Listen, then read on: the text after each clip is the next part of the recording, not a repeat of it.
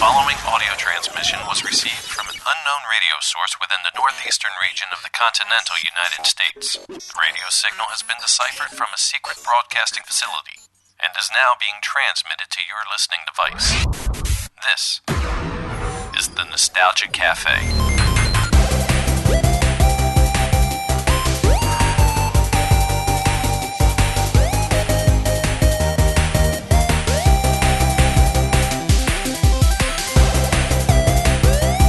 And welcome back to the greatest memories of your childhood, the Nostalgia Cafe. We are so glad you found us. I am Dan Morrow. I am styling and profiling. And my name's Sam Seitels. Ooh, and of course, with us always is the beautiful Karen. Hello. Lynn. Hello. Beautiful Karen Lynn. First things first, be sure to like, subscribe, follow the show. Everything's going to be down there. There might not be a graphic. There might be a graphic, but there's a little thumbnail if you have your PC. It's right there in the corner. Right near Sam's face. Yeah, you just click that and stuff. But you know what to do when you're watching us on YouTube, and you know what to do if you're following us and listening to the podcast show. You want to give stars if you're on iTunes. All the stars. You want to give kudos 5 if you're on of them. Spotify, whatever it All is. And that's it. Good night, everybody. Wait! Well, we got a good night. Oh, man. I am so beyond excited about this guest. But Yes, before we you are. get into the guest, I brought you guys something. Do you? A present. A little addition to the studio, but also for you two. Oh. Now, are you guys smokers? No. No. You guys don't smoke cigarettes? Or No. anything. I'm so happy about that. But you might enjoy these, as I know I did when I was a kid. Oh, are they candy cigarettes? Candy are. cigarettes. Let me put it up to the camera. Now, Kings. I have to ask, did you ever have the ones that were bubble gum that when you puffed, they actually look like they smoked? They were just cigars. They were cigars in a wrapper Yeah. or something. I never knew that existed. Yes, they were It was actually just- bubble it gum was- though. Yeah, wrapped. It was coated in some kind of confection powder. So when you would When you blow it, blow, you blow. yeah. No Here we way. go. You talk about it. You talk about Yeah, it. no, I'm not going to talk I'm about not. it because I'll make it dirty. But yes, you'll have to Google And it. again, the All radio. I remember from these bad boys is you pretended like you were smoking like an adult, but at the same time, they were chalky. Yeah. They were. Yeah. Super chalky. They were. There were several, and they were always a play off of existing cigarettes. And because I remember my grandfather had Pall Malls that he would smoke. They had no filters, nothing. Yes. You know, he just Hardcore. might as well just smoke sticks. Yeah. And I forget the parody name that they were, and they had red tips. Do you remember the? Oh, so they look like Yes. they were flames, lit. the Yes. flames and stuff. These are just These are kings. these are just the. I haven't. Oh, look at that. That looks. It looks like a piece of chalk. It does. Yeah. It does. It Looks like a does. piece of chalk. Yeah. Unfiltered. right. Unfiltered. Unfiltered. Well, another Let's see. addition to the I love ever it. expanding. I love it. So this is not sugar free, right? Yeah. But it won't give you cancer. So, Oh, God forbid. yeah. And I love how you put from the other week, Rock'em Sock'em is being displayed. I think we should do a little video tour after the show, or before the next one we do. Next time we're together, we'll get a camera and just give a tour of the studio. Yes. To show everybody and really give an in-depth look. And at the only what's reason going you're on. saying this is because you're super read. happy about one thing in particular. I know it. There's a lot of things, but yeah, the one thing in particular, I'm really happy And with. it's not the poop. And you could just see it just over. You put the poop up there. The poop Yeah, is up poop's there. Ah. We really got to go in depth with everything that's going on up there because there's a lot of stuff going Can on. I up just? there. Can I just wait? I do have to put my glasses on for this, but You're going to read I'm the gonna label? I'm gonna read the. This might take a second. 'cause Okay. I have my headphones on, so. Well, that's too late. Never mind. Oh, I Okay. really wish you could have said something. Oh, Hello? Hello. June Ambrose! Oh my gosh. What is up? I tell. I am super happy now that I might just cry, June. Why? He's so excited. Well, I'm excited too. Good. I mean, to so many people in the world, you are this incredible, innovative stylist. But to me, you are the parents of two of the most special kids in the world. Aw. Oh, That was like thank this. you. That was like the sweetest intro, and she doesn't even know who we are yet. No. Sam just took over the show. June, I would like you to meet my friends Dan and Karen. Dan and Karen, meet June Ambrose. Hello, June. Hi, Dan and Karen. How are you? It's an absolute pleasure. I'm sure the listeners are going to say, well, this is the Nostalgia Cafe. We talk about things that are nostalgic. June Ambrose is a modern fashion designer. What does this have to do with nostalgia? And I say it has everything to do with it. Oh, yeah. Because you, and I actually had to write this explanation down so I wouldn't forget. You made nostalgia by creating the future of hip hop using apparel that was nostalgic. Oh. Wow. Will you confirm or deny that? That was potent. Well, I mean, I have a career that spans over almost 3 decades now. So, yeah, I think that when I look back at the body of my work, that is nostalgia. Mm-hmm. I think that when you think about hip hop culture, how it's evolved to hip hop culture, that's a nostalgic moment. And we were always inspired, at least I was always inspired by nostalgic old Hollywood costume designing. That's kind of where I took my notes and nods from, like creating character developing, taking things out of context, and not looking at one genre of music, it right in its face. But I wanted to look at it from every side and try to evolve it and change the narrative.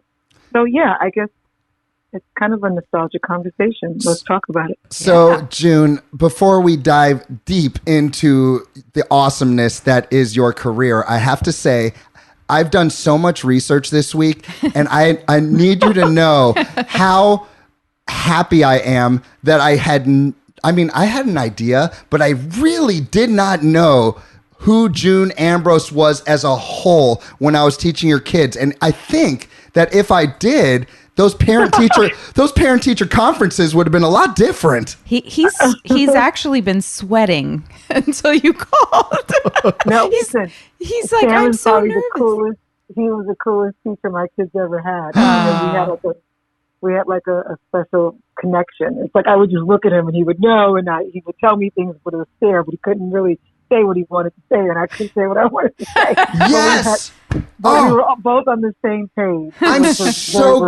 I'm so glad you brought that up, because given the nature of the business model of the school I was teaching at, they really didn't want me to, develop any kind of relationship with the parents. Right. And so I always wanted a lot of politics, right? Yeah. And so I never really got to tell you who I was and how I felt about everything. So this is like a long time coming, where I get to talk to you like who I really am, and just tell you the impact you and your family made on my life.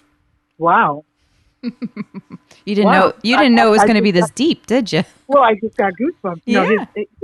Your cousin, I believe your cousin or your niece, worked with me for a little bit, and she was such an extraordinary young lady, and she would speak so highly of you. And I knew that that the person that I saw at the school, there was a lot more to that person. So, and it just confirmed what I knew all along. So first of all, I love your radio persona. I feel like I'm actually talking to the real Sam Seitel for the first time. You are a long time in the making. I'm so happy. And do the kids, do they still remember me? Of course. Summer's actually right here listening. I must say how hello. How did they forget you, Summer? How can you just say hello? Hi. Oh, Summer! Oh my God, Summer, what is up? Hi. Am I actually talking to teenager Summer? Yes. Oh my Yo. goodness. Summer's about to graduate from high school. Stop it. You stop it right now. Oh my goodness. Survived the pandemic of 2020. I have like 9 days till graduation. Oh my goodness, so exciting. I'm so proud of you. I'm so proud of you and your brother Chance. Summer, I have to ask, I'm just curious, when you think back to those glorious years where it was just so fun, so wild, so much learning, so much love, like do you have like any fond memories, or what do you remember most about being in my classroom? Okay, well, I feel like martial arts is like, it's not even like academics, but martial arts is like my favorite class of the day. I don't know. It was so much fun. I just remember like the bonding that we had, like you playing on the guitar and us like singing along in the gym, the experience of like walking to the Y for swim on Fridays, like all those adventures that we had. I remember them all the time, and I reminisce about them with kids I used to go to school with at family school, like Kayla and Henry. And it's amazing that we even still keep in touch because it feels like forever ago. But we're always talking about your class and like the experience that we had. And it's just nothing but positive. I think Sam needs a tissue. That is the greatest. I'm telling you, this group of kids, because I had them one year after the other. We have a Montessori curriculum, so I would have the same kids from several years. So the bond that I was able to make with Summer, Chance, and several others was something. It was one of the highlights of my career. And Summer and Chance, I mean, your mom brings the thunder, and so do you. So do you guys. It's like the whole family, the whole Ambrose family is like the coolest personalities perhaps on the planet. Well, thank you. That is very flattering. No, Summer just said to me the other day when she was for Mother's Day, she openly said she accepted that I was somewhat eccentric with my big hats and fur coats. No. And, I would come to the school not looking like any other parent. And, they weren't ashamed of me. And that's awesome. I think that's such a feel-good moment, because most kids want their parents to blend in, but my kids, didn't. I think the school was filled with like a lot, in like the most respectful way possible. A lot of like corporate parents, so everything was very strict. It was very like suit and tie. Right. And my mom would come to school in like a huge Japanese kimono, a big fur hat. Like it was just. Heels with just makeup. Oh, and Summer. I was just like, no one can ever say that like they have a mom like I do, and I just love that. That's one awesome. of a kind. In fact, I will have to say I've never had a parent conference like I did with June's first one, because not only did she show up with a hat that was as tall as the ceiling, but connected, I couldn't believe this, connected to her cell phone was a landline phone. Oh my goodness. Oh yeah. Really? I was on the move. That's a major throwback. Yeah, that's a major. That's nostalgia. Yeah. There you go. Is there like a bell you guys can ring when we hit nostalgic moments? Yeah. Yo, I just want to say, Summer, I could talk to you for hours about how proud I am, and I want to know where you're going in life, but maybe we could do that another time. This episode's about your mom, but I need you to know I am beyond proud of you. You two were such a highlight of my career, and anything you guys need, I have your back for the rest of your lives. Oh, Thank Wow. you. that's Wow. so sweet. Thank you. That was awesome. I can vouch for Sam. This is Dan Yeah. here. I can vouch for him because he talks constantly about June and your kids. He loves them. Oh, that's awesome. Yeah. Well, let's talk some shop. Yes. All Well, right. a lot of we can look at the styles that you've created, and obviously, if you look at some artists, you see where they've gotten this right off the streets, this image, or right from the runways, or whatever the movie was at the time. But you took something, this seems to be from the laboratory of your mind. You've gone with just an influence of something, and then you've taken it to the nth degree. And I guess your hats are a perfect example of that.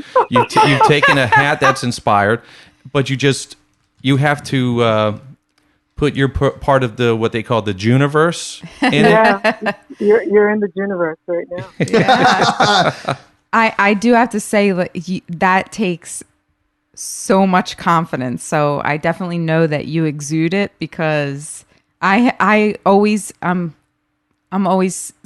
taking that second look before I walk out the door. I'm like, I don't know if I'm gonna pull that off. And Oh, I would love a session with you. Yes.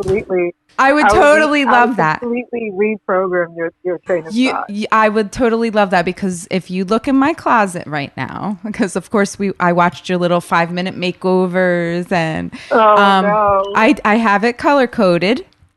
I do have the thin. You saw the Yeah. Rachel Ray closet. Yeah. Yes. That's not really And we saw your not other my one closet. being constructed. Yeah, Yes. 'cause I was saying that's really not my closet. No, I knew that. Yeah, we were- I said to Dan, I'm like, that is not her closet. I knew that was a total lie. I was I was in a temporary apartment, and the producers are really good friends of mine. They, content and during the pandemic and segments Right. and stuff like that. Producers, you couldn't really tell them no, Right. So, and Rachel's a friend of mine. So Mhm. I said, guys, this isn't my closet. Yeah. When they promoted it as my closet, I was There like, was oh, I my knew God. I knew the minute you were standing in front of it. I said to Dan, You're like, I'm like, there's no way that's her closet. No way. yeah, I'm gonna have to shoot my new closet really Well, quickly we so saw- that can, we that did- can come down on the bottom of the search engine. Yes, we did see the construction of it. We saw that. So I said that is more like her closet. That's it. I'm very happy. But I want to We're know, fine. do you have a step stool? I need a ladder. 'Cause Yeah. I'm literally. Yeah. I'm gonna send you Sam a picture of me sitting in front of my closet. I Yes. look like a little elf in front of Yeah, you're opening the doors, and I said to Dan, I'm like, she definitely has to have a ladder, a step stool, I didn't something. think that's real. I needed like a 6-foot ladder. That's Yeah. how. It's a 9-foot ceiling. I'm 5'3". Yeah, I didn't. you're I didn't think it 5'3", all the but way you wear through. 6-inch heels, girlfriend. Yeah, well, but I get supermodel at times. Yeah. But, Well, here's where the confidence comes from, because normally you would look in the mirror, who you always have to second guess yourself, but not only do you have to have the confidence to be on and say, I'm going to wear this, but you have to have some kind of ability to have a confidence to say, not only am I going to wear this today, but I'm going to have Jay-Z wear this today. Right. Despite what he says, despite Right. what this artist says or that artist says. I got to interrupt a little bit there. Sure. Because I do feel like, the experience is always collaborative. And even when I have to drive the car, Mhm. I never make my passenger feel like they're not in control. And Right. I think it's really important, throughout my career, because I was so heavily responsible and entrenched and so close to, helping these artists. They put their image and likeness in my hands Right. and helping them to super exceed or give the music, the lyrical content, a visual that really kind of propelled it to another place. That's a huge responsibility. And it's one that I don't take lightly. And I recognize that it's one of those jobs that you don't go into it thinking that you're going to be celebrated for it. It's kind of one of those selfless contributions. It just so happens that the work was so disruptive and at the time so polarizing that the curtain was lifted, not because I peeked through, but just because the curiosity of the consumers and the audience wanted to know, Right. who's doing this, and I think that's when creative started to really get highlighted. But I never went into it, looking to really kind of take credit for something that I was contributing. And creatively, like if I worked with you, the whole magic of it is that, people look at you and think that you did it on your own. Right. And that this is something that you possess and you embody. That's what I'm giving. Right. Right. You're kind of I'm- behind the scenes. Yeah. And, but I'm very comfortable in front of the camera, and I play in a very unique space because I've had television shows. I'm an author and I'm a designer. So I've been on the commercial side. I've been behind. I go back and forth from behind the scenes to in front of the camera, and that's a very unique space to be in, especially when you're working with building other people's brands. So, June, when I would teach your kids, I remember I would teach them these life lessons about if they were going to give a presentation or do a debate, which we did a Right. lot of. You have to say something that makes the audience remember. And I find that your style, namely, I want to talk about what you did with Missy Elliott and The Rain, because I remember watching it as a teenager, and the image of way to go, Sam. Sorry. Way to go, Sam. Wait, no. Don't worry.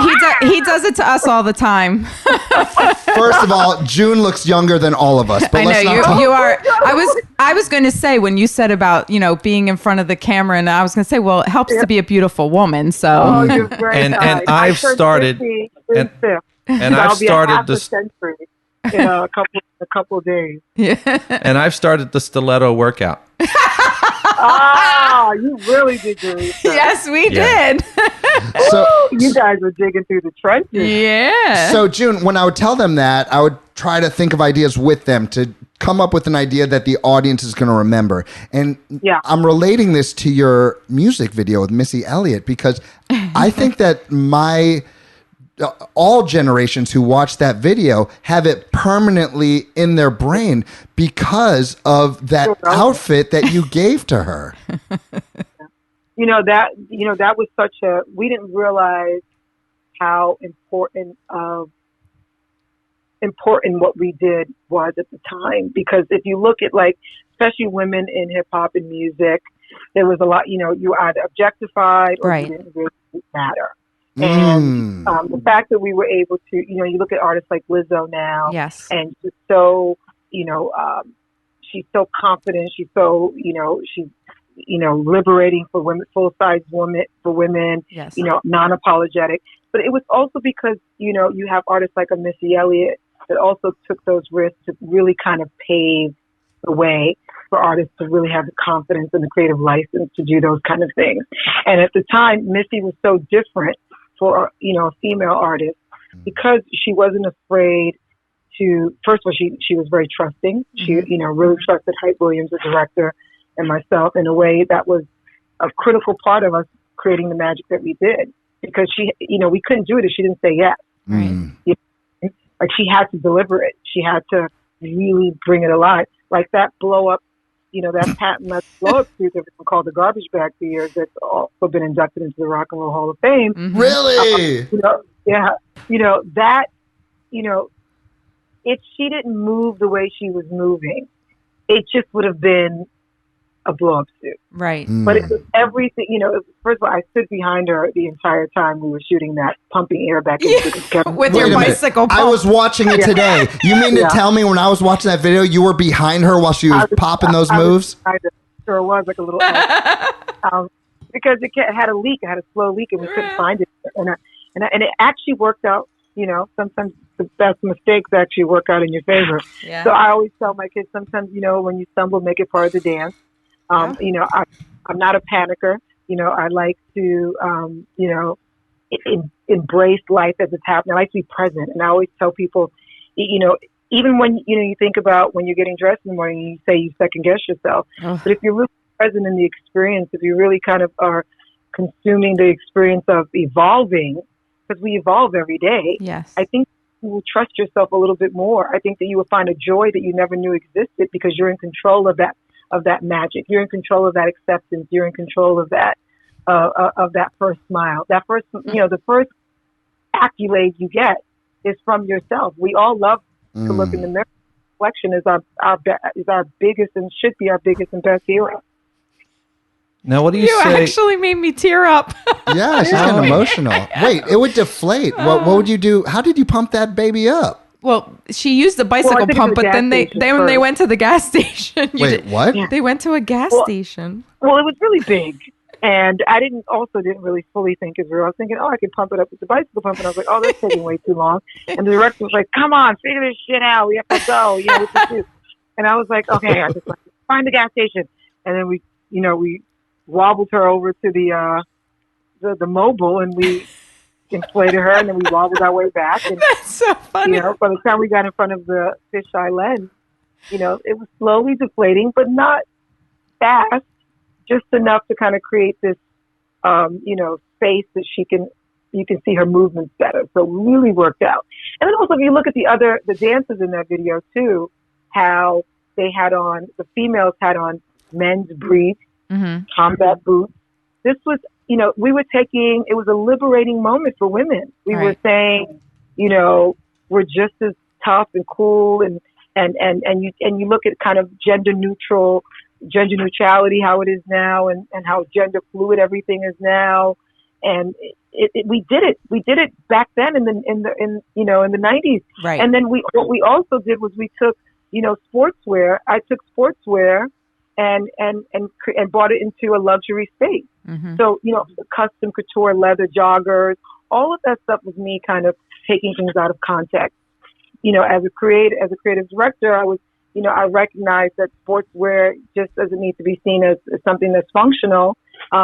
Just because it's activewear doesn't mean that it can't be luxurious. Right. So, not asking for permission to do those kind of things back then really afforded us a lot of creativity, then and now.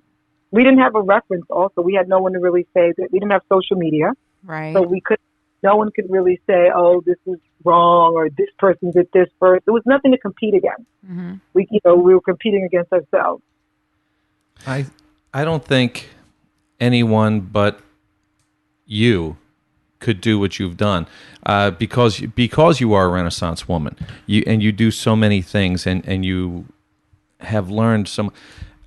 I think the thing that we're also overlooking here is this is your second act in a way because you were not you didn't go to school for this. You're not trained in this.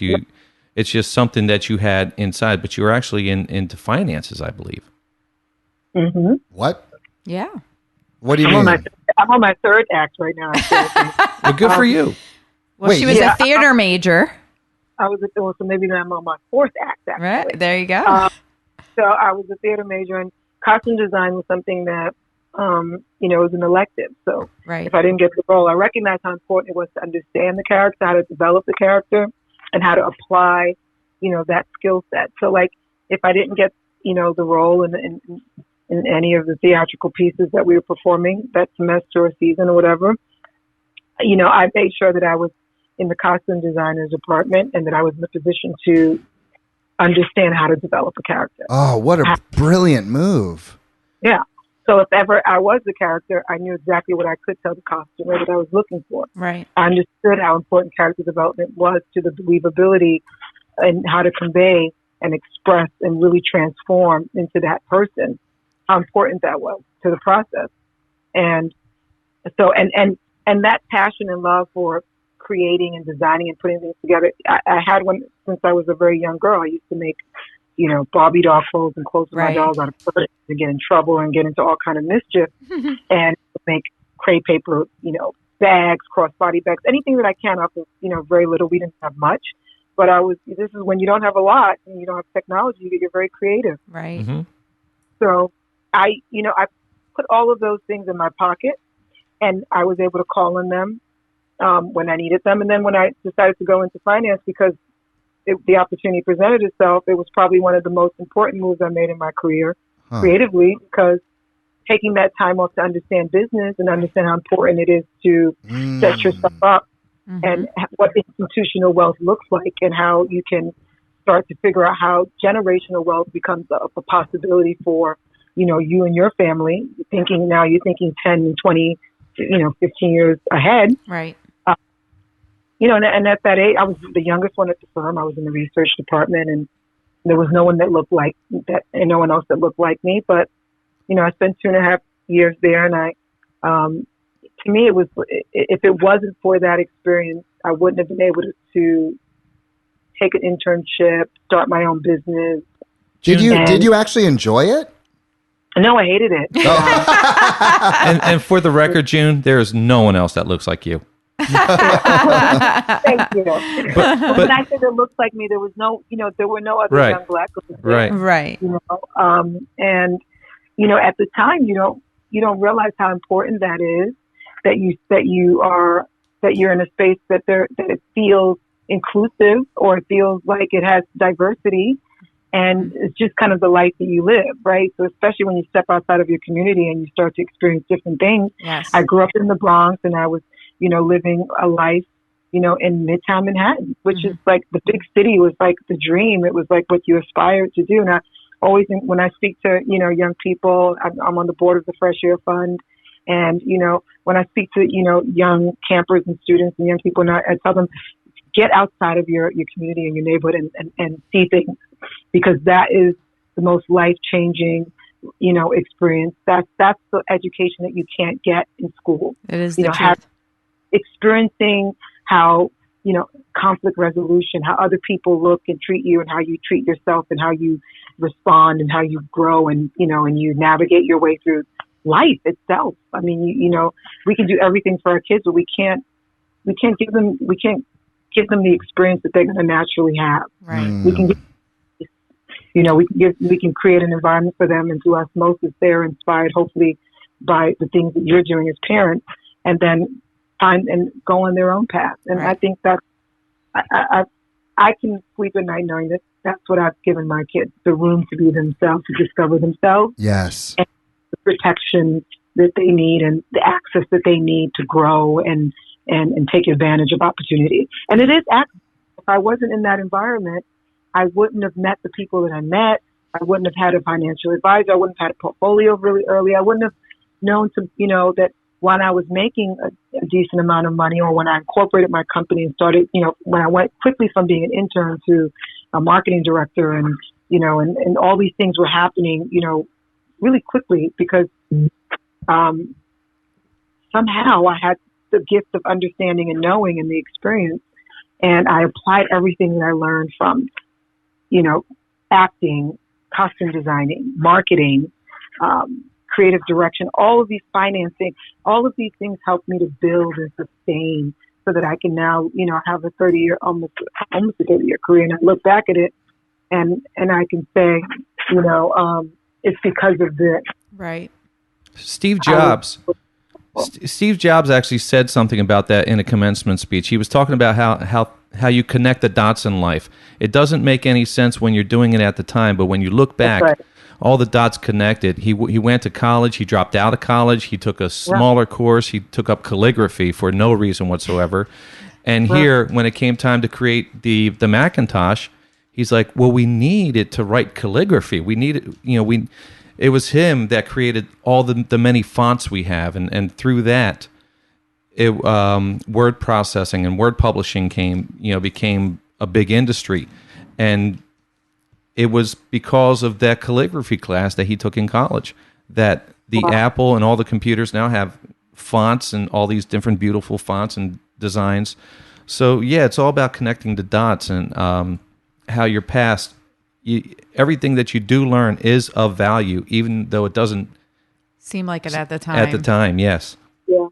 Yeah, I have no regrets whatsoever. So. No, that is the way to live. And what I did love about you is I watched the thing on you that you were talking about gratitude, and I'm a big believer in gratitude and just being grateful, putting things out to the universe. I get in trouble a lot because if I complain about something, Dan will say, "Have gratitude." Give her a break, Dan. Yeah, no, he will. He'll come right back at me and be like, "Just be grateful." Oh, all right. You're like, oh. Yeah. June, can we talk about some more of your videos from back in the day? Sure. All right, because I have one that I've seen 1,000 times. Had no idea that my student's mom was behind these costumes. Are you responsible for the music video called "Put Your Hands Where My Eyes Can See" by an artist named Busta Rhymes? Yes. That was another one of my favorites. Yo. That was we, coming to America was one of those cultural I have that movie memorized. Right? It's yeah. Yeah. So what was it? So did they tell you? Did they tell you ahead of time? Were they like, "Hey, we want this coming to America theme happening in the interview or in the I can't." It was a music video. Yeah, it was a music video, Sam. Thank you, Karen. He's had some martini, so. He's entitled. Yes. The treatment was referenced there was a reference to that, so for sure. Yeah. And I had to draw my own interpretation, and obviously with budgets and stuff like that, we did it the best way we could. And there was, that was a grueling, long 2-day shoot. But the end result was worth it. And it was a lot. It was all costume design. So that made it even, I mean, just the costumes in Coming to America. I mean, you matched those, and those are fantastic. And you nailed it with this. Yeah, with I was this one. literally gluing feathers and beads on 50-cent songs from the wholesale district. It was, trust me, it was an arts and crafts carnival. Yeah. We had to be very creative.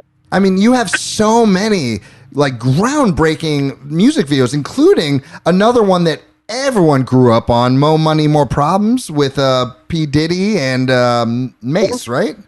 Yeah. I saw that video 1,000 times. When I was teaching your kids, I had no idea. That's crazy. Maybe it was better off that you didn't know. It was. You probably would have been a little more... Well, I want to let June know, and you know, that I'm very, and I'm sure she already knows, I'm very passionate about teaching. Yes. So I don't want any distractions. I don't want anything other than... That's why I said it. It's probably better off that you didn't know at the time, Yes. because you would have been a little... quote unquote starstruck. Yes. Yeah. Yes. He gets starstruck around me. He gets No, June got it right. I'm too cool for school. We'll never tip his hat on that one. That's funny. I have a question. Are there artists that have asked, because I'm assuming it's better if you speak to someone who knows a lot more about fashion, you can relate a lot more, and they can use terms and lingo that you would understand. And I'm sure you've had artists that say, I want to glow. Just make me glow. And you have to go home and try to figure out what that means. I wish it was just the artist. So, you have a director, you have the artist, you have the management, you have the record label. There's always, a lot of voices that you have to kind of sometimes cancel out, or sometimes right, or sometimes just really, and the same thing goes in advertising, and especially when you're working with corporate companies and commercials and stuff like that.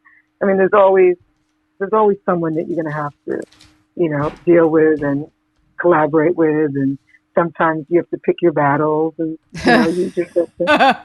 She said, pick your battles. I have an 11-year-old right now. Yeah, what do you say to the 11-year-old? I am picking my battles with fashion. Yeah. I always, when I get frustrated, I just breathe. And she says, don't breathe on me. Ooh, I have, so I have 3 daughters. Breathe heavy. Just breathe heavy. Yeah, I have 3 daughters, and the other 2 are older, 26 and 23. And what? 26 and 23, and then the 11-year-old daughter she's like in your 20s. She's home, yes, but I'm older as well, so I have to pick my battles. But Dan sits back and listens to the arguments in the morning before school. Yeah, it goes to that thing that you were saying, June, about looking in the mirror and feeling confident and just saying, I'm going to wear this. But then you have a mother that says, no, you're not. Right. Yes. Like, are you tripping? Yes.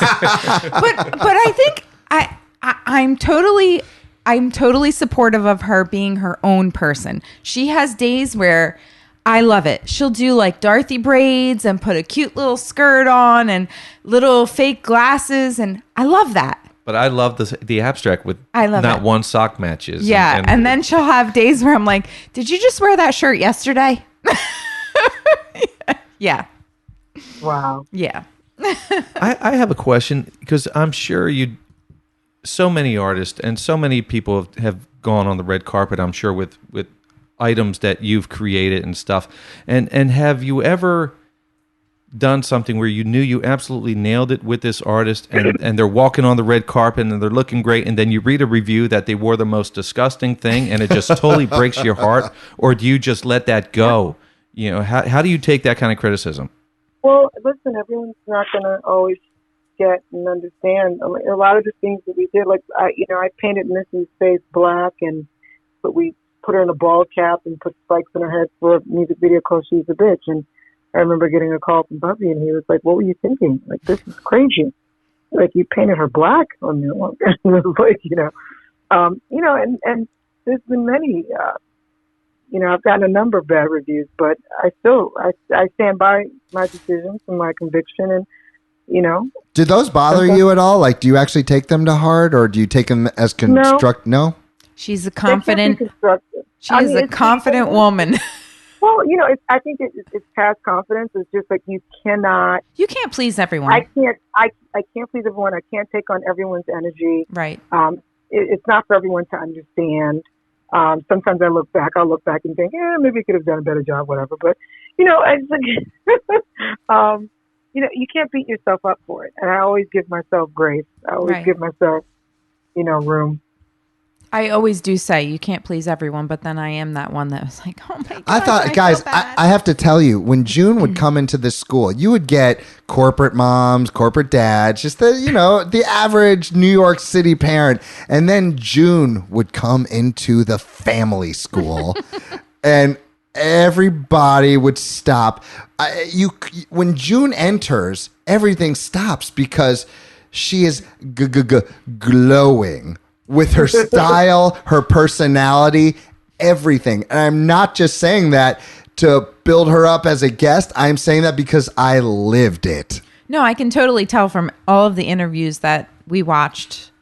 You definitely have like this, I don't know, this aura about you. You really do. Her whole family does. Her whole family does. I'm telling you. Thank you. You're making me blush. I'm going to give you... Well, I'm making you come here and go through my closet, so just so you know. Yeah, you have to. Marie Kondo was already here. Yeah, so quarantine really. Now that's what you need to deal with. Marie Kondo, that's what she does for a living. That's a skill set. Yeah, well, quarantine. I need to hire Marie Kondo. Quarantine really got me. So I did. That's my least favorite thing to do is closet cleanse. But I do closet cleansing sales every year, and I wasn't able to do it for the last 2 years. And trust me, things have accumulated. So it's important to get rid of stuff. Now you have hired Marie Kondo? No, but I wouldn't. Okay. She would in a second. Yeah, I would in a second too. But I during quarantine, it was like you had nothing better to do. Nope. So here I am going through all of my things. Do you love it? Do you not? And I'm folding things and color coding. But I still, I have to say, when I am looking at clothes, I am not a bold person. I go for... I do. I tend to gravitate toward black.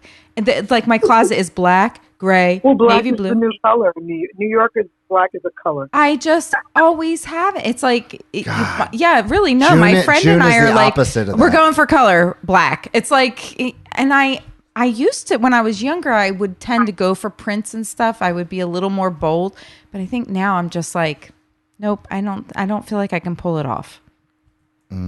I don't know. Could you imagine how I felt when I saw June and I'm wearing... Well, I was just going to say, between Dan and Sam, they need your help.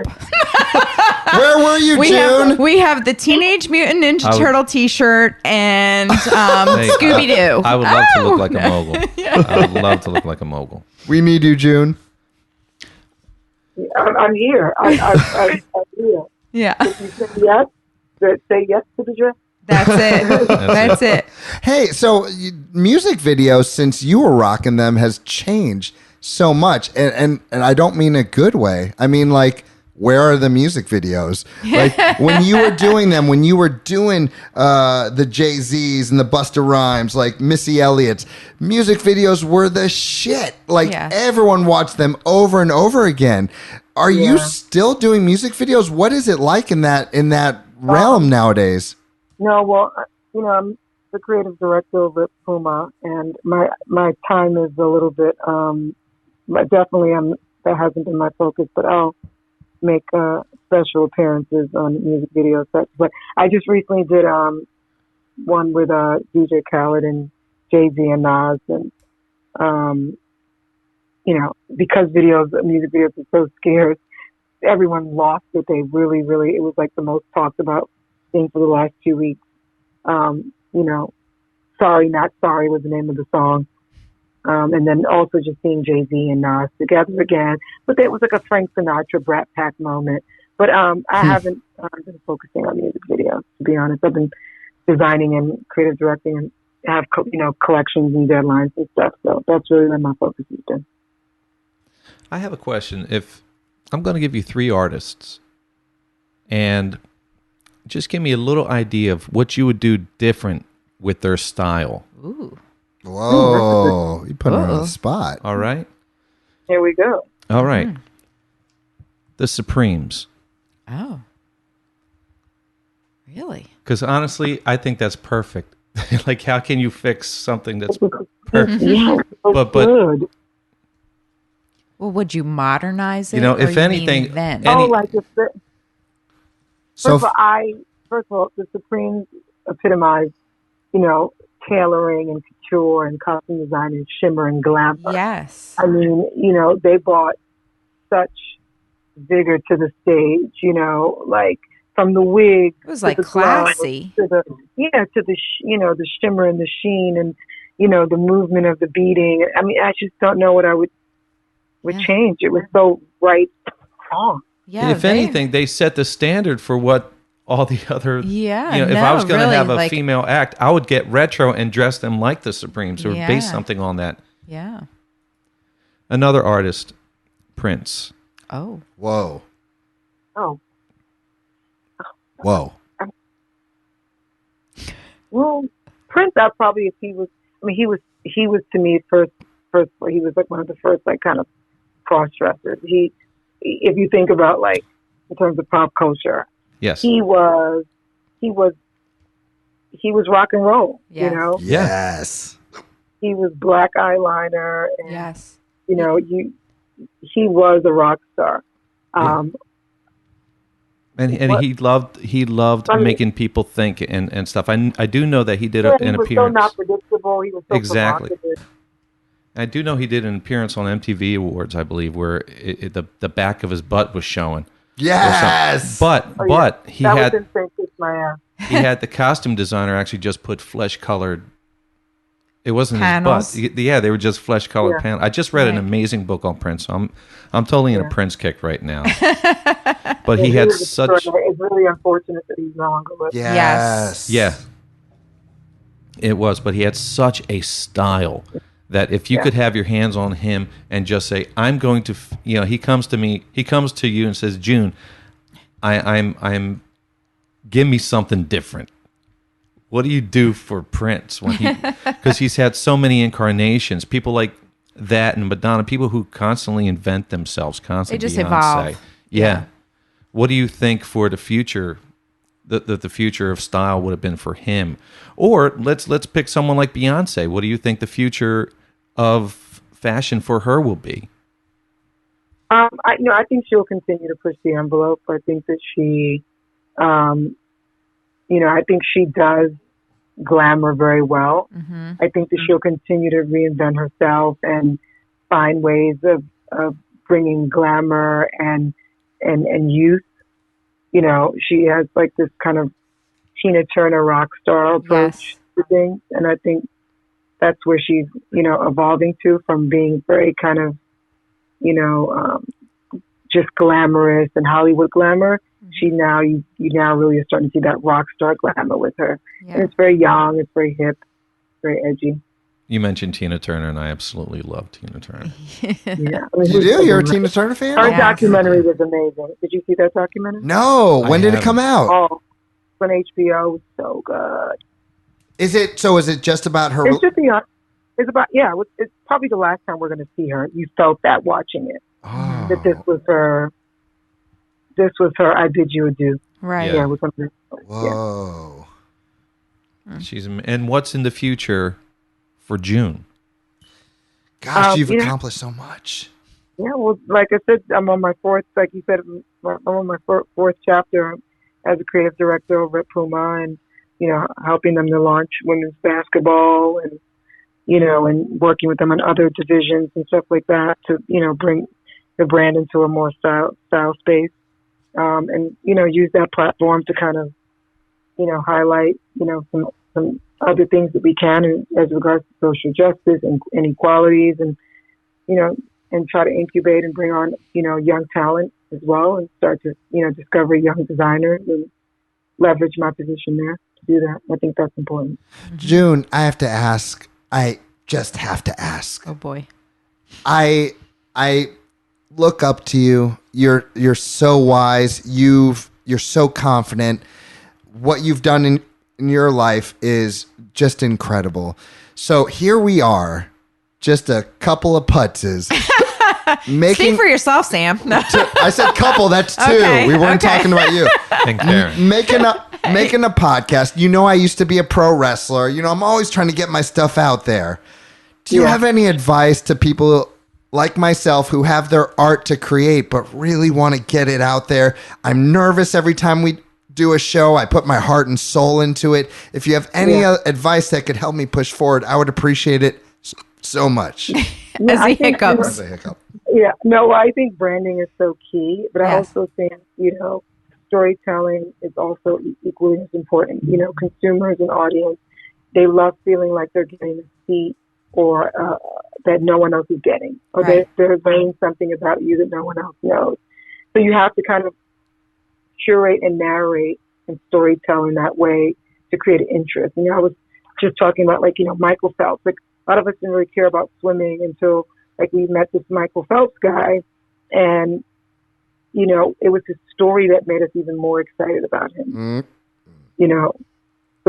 The way his mother told the story. So I think that it's important to storytell and give context to why you are who you are, and leverage your platforms like what you're doing now. You have this great podcast, but also on your social platforms that you start to kind of craft that narrative in a visual way. And sometimes you have to do things that make you uncomfortable in order to live. And dream with your eyes open. Yes. Know that it's for you, claim it, own it, and live it. And one more thing, June.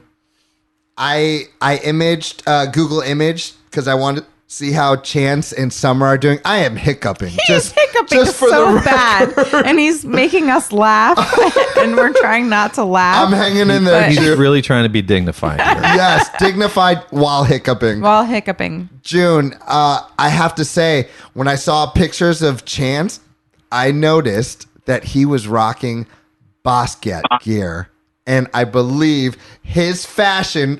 Oh boy. I believe that his fashion was loosely based off of me. Oh my gosh. I think so. I think you're right. Yeah. Just tell him yes, June. Literally, the second visit he had in our studio, I said, Sam, you can't wear white socks with black sneakers. Yeah, June, why didn't you tell me that? I'm sorry. I forgive. That was kind of like a right, like a 101. Yeah, you really know. You should know that. So but that's what you should share on your social. Yeah, be vulnerable. Non-afraid. Just be kind of like who knew? Who knew? Think about why TikTok is taking off, because content creators are just being themselves, and there's value in that. None of them TikTok. I don't TikTok either. But have you seen have you seen June's Instagram? No, best Instagram on Instagram. She's always posting something. June, do you TikTok? Not like I should. Yeah. It's a lot of work. Yes, it is. I agree. It's point. Another thing. So there's another platform, and there's only so much time in a day, guys. Exactly. I feel like if I start with the TikTok, that's all they do. Yes. Unfortunately, it's been really rewarding, though. Social media. Social media is the narrative and share. And attract the kind of relationships and jobs and audience that I want. So that part I'm very grateful for. Right. It's a love-hate. It is work. Yeah, it is work. Yeah. It's a love-hate social media because obviously we remember the time without social media.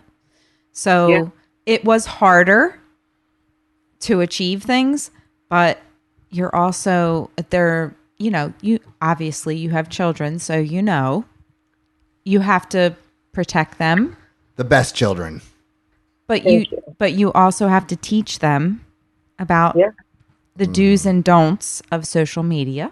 And it's also hard. Once you master one format, another platform pops up. comes up.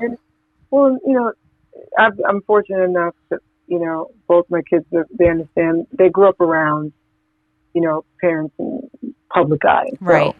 So, they understand the responsibility of that, you know, that, you know, when you are in the public eye.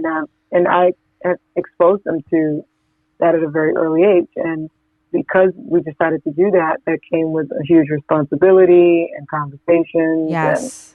And, you know, they understand that this stuff doesn't go away. Correct. They may be running for an office. Yes. You know, use the platform to be the editor at large and the CEO of your lives, and allow it to work for you, not against you. Correct. And if ever you feel uncomfortable in the space, know that you have the power to turn it off. June, Exactly right. June, before you go, I need an update on Chance. I miss this guy. Can you tell me where he is in life? He's in film school. He's living on his own. He has his own apartment. He's in Georgia. And he's been working with directors, and he directed his first commercial for Gucci last. Yeah. So he's doing really well. He's very, very happy, and he's coming into himself, and I'm very proud of him. His first film was filmed with me. Just saying. You are right. You saw his budding, you know, interest in filmmaking at a very early age. So yeah, look at that. Ah, That's best. awesome. You're the best. Your family Hopefully is the best. I get to play that footage for, like, you know, before they were famous kind of thing. You know? Like a CNN profile piece. I'll be calling you. I need that footage.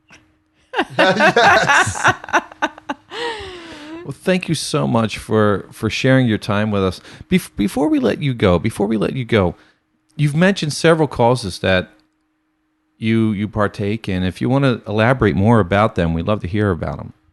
Oh, yeah. The Fresh Air Fund is an organization that it caters to the 5 boroughs in New York City. It's a New York-based program. We've been around for 150-something years. And, you know, our kids go, we have about 35,000 kids that we place, and either they go to the camp, or we have our Friendly Town, where they go and stay with a family for 2 weeks. I was a Friendly Town kid, where you go and, you know, they place you with a family in rural parts of the United States. And I went to Nunday, New York, and I stayed with a family that had 3 kids. It was great. I lived on a farm for 2 weeks. I made venison sausage. See, like, I would be scared to death to do that, and you just It was the best experience. You just did it. For a kid growing up in the inner city, you're definitely scared the first couple nights, and then you realize,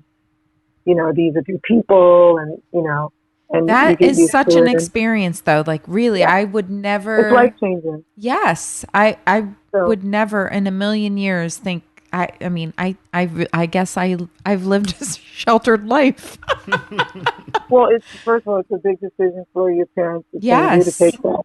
It's a big decision, you know, the families that you know, that take on kids. It's like a foster program in a sense, right? In a sense, so they're heavily screened through the city. It's like a big, you know, it's a very arduous process. So our kids are always safe. They always come back so happy. They've held, you know, they keep these relationships with these families long after they age out of the program.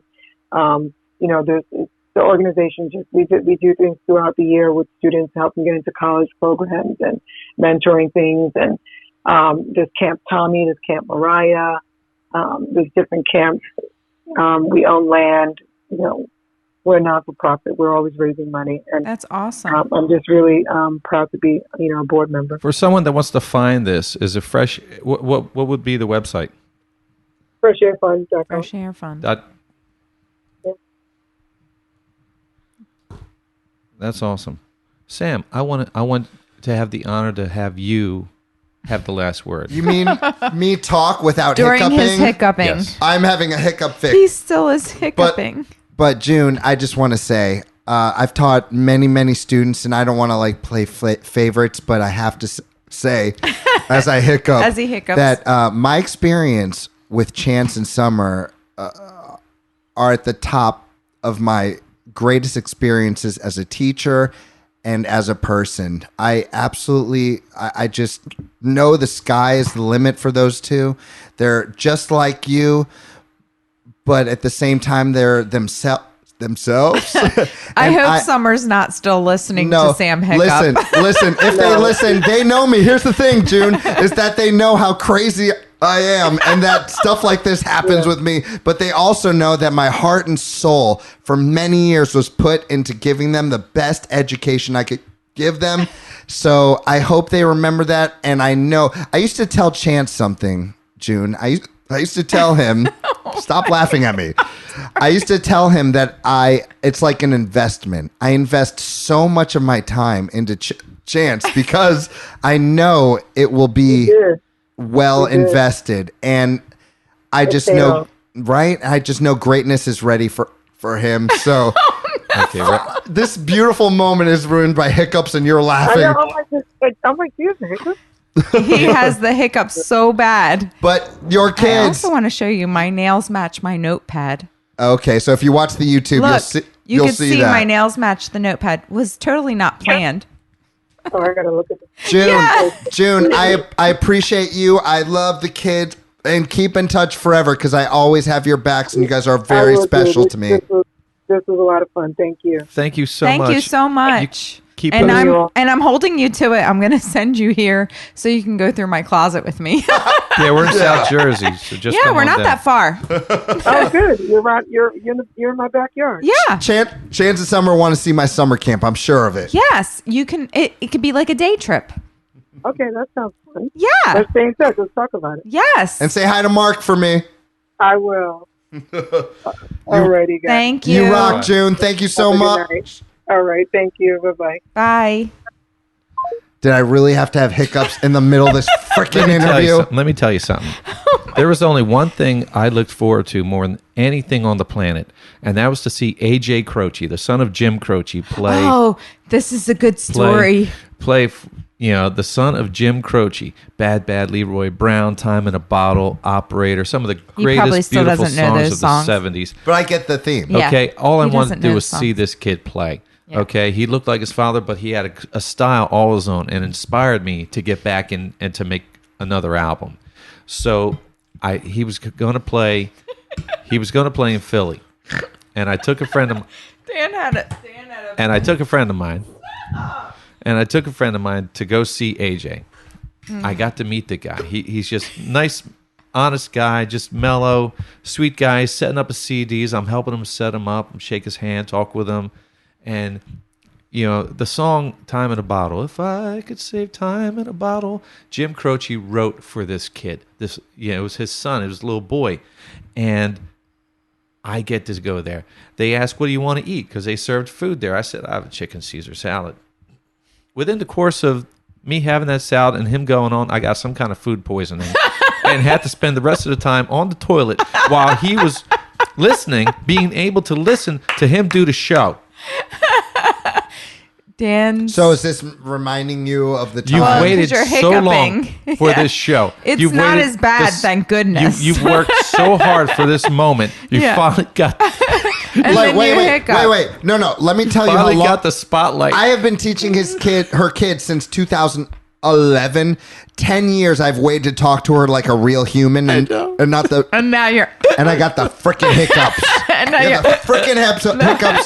I gotta go to the bathroom, but Go to the bathroom. Get it out your system. Get it out your system. Don't break anything on the way there. It's a brand new bathroom. Oh my God. I need to stop making martinis. I think the body gets worked up. I Yeah. think you channel it in other I really other wanted ways. to ask her what white T-shirt she recommends Because I need a really good white T-shirt. Oh, well, you guys are friends now, and I'm sure I'm going to have to ask. You can talk, or we can put it out as a poll. What white T-shirt for the 3% female listeners that are listening? Like, I need a good, like, you can't see through it. It's nice. But then that's not a good white T-shirt. No, it is a good white T-shirt. Like, you need a nice... Well, I can Google one. You need a nice white T-shirt to go with all of your stuff.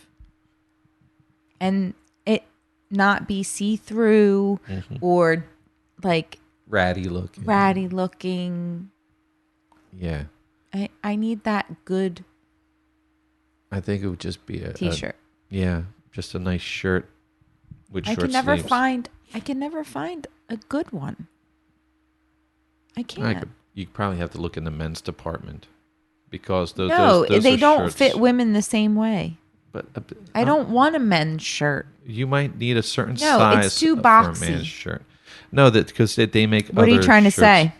I'm saying that they don't want to see men with wet shirts, or see-through shirts, so they make them a little not more. Asking for a wet shirt. They make them a little more, a nice white, a little less opaque. No, I'm not. I'm asking for a nice white T-shirt. Okay, let's talk about the elephant in the room because this man has waited.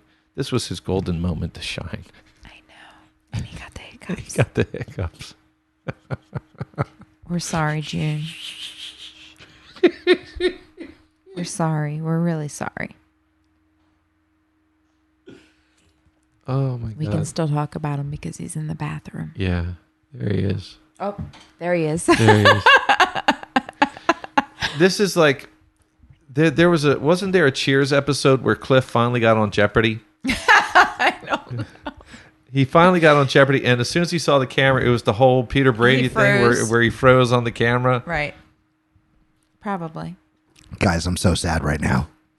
It's all right. That's all right. Tell me it was okay. It was good. Okay. You still have the hiccups? It won't go away. Oh my God. Someone give me we some need to old scare him. You know what? I'll give you a little thing of vanilla ice cream or something. My friend Chris Reynolds, and this is a lesson to all you kiddies out there. Oh. My friend Chris Reynolds, he would get the hiccups, and he would take a certain. It might have just been Breyer's ice cream, and Really? It was vanilla ice cream, and he would take 1 or 2 spoonfuls, and that was it, and he was fine. I always would. Boo. That never No. worked. That would do nothing. No. No, didn't do anything. Nice try. However, we should do a drinking game for those watching this video. Every time Sam hiccups, take a shot. Yeah. You You'll guys be are drunk. about Not 25 shots in right now. You will be drunk. Just researching this woman, Sam, was fascinating. She's amazing. And she does everything. She's not shy. She is. You know, No. I would second guess. I don't know if No I'm going to do way. a video for this or do that. No way. She's there. All her she videos does are very stiletto workouts. shiny. She's done. I'm all about shiny, but